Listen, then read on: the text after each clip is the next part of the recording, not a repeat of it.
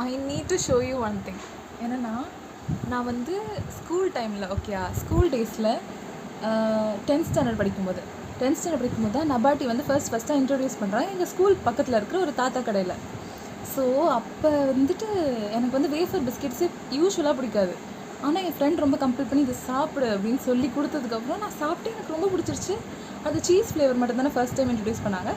So அந்த டைமில் எனக்கு எந்த அளவுக்கு நபாட்டி பிடிக்கும்னா, நான் வந்து எனக்கு அதை வாங்கணுன்றது ஒரு இதில் எனக்கு பைக் ஓட்டவே தெரியாது. நான் ஒரு கத்துக்குட்டியாக இருந்து அந்த பைக்கில் நான் போயிட்டு அதை வாங்கிட்டு ரிட்டன் வரும்போது ஆக்சிடென்ட் ஆகி அந்த நபாட்டியோடு தான் வீட்டுக்கு வரணும்னு சொல்லி நபாட்டியை வாங்கி வீட்டுக்கு வந்துச்சு சாப்பிட்டேன் அந்த கால் வழியில்.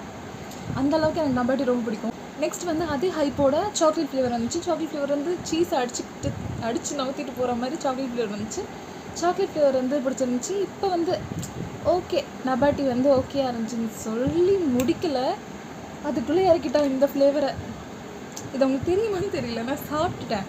நான் வந்து இதுவுமே என்ன மொக்கையாக இருக்கு கவரு பேக்கேஜிங் யூஸ்வலாக மொக்கையாக இருக்கிற மாதிரி தோணுச்சு அப்படின்னு சொல்லிட்டு நினச்சேன். பார்த்தா டேஸ்ட் அள்ளுதுங்க, நல்லாயிருக்கு. இது வந்து என்ன ஃப்ளேவர்னால் ரோஸ்டட் கார்ன் சிப் 3 பீஸ் இருந்துச்சு உள்ளே, நல்லா இருந்துச்சு.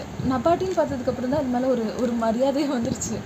நல்லா இருந்துச்சு, ரொம்ப டேஸ்ட்டாக இருந்துச்சு. அது மாதிரி ஸ்வீட்டாகவும் இல்லை காரமாகவும் இல்லை, எல்லாம் சேர்ந்த மாதிரி நல்லா இருந்துச்சு. கண்டிப்பாக ட்ரை பண்ணி பாருங்கள், ரொம்ப பிடிக்கும் உங்களுக்கு.